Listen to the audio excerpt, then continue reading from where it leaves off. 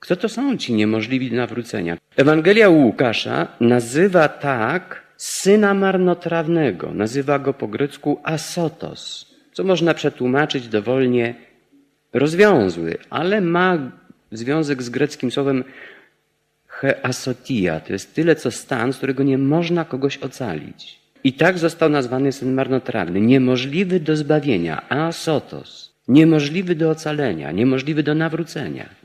Miał nadzieję jednak na uwolnienie z grzechu, bo widział swój grzech.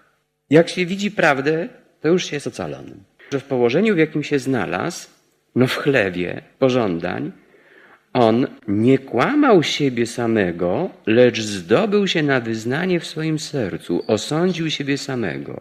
I chociaż był niemożliwy do zbawienia, to przez to, że zdobył się na ten osąd wewnętrzny, czy dopuścił sumienie i wstyd do siebie, wybrnął z tej sytuacji. Zyskał dzięki temu nadzieję, a nadzieja, jak mówi François Vallon, jest zawsze wspólnotowa, więc zapragnął wspólnoty z Ojcem.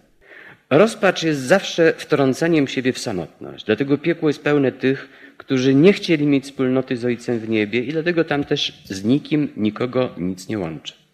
Syn marnotrawny był w położeniu niemożliwym do nawrócenia, ale się osądził i wyznał w swoim sercu, że ze skruchą, że umiera z głodu miłości. Zapragnął miłości Ojca i to pragnienie wydobyło go z rozpaczy. Zapragnął wspólnoty, miłości, ramion Ojca i to dało mu siłę wrócić.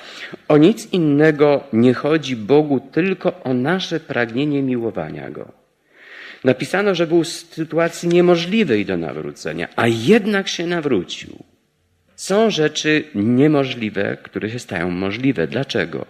Gabriel Marcel bodajże powiedział, że ze świadomości zniewolenia rodzi się decyzja o uwolnieniu.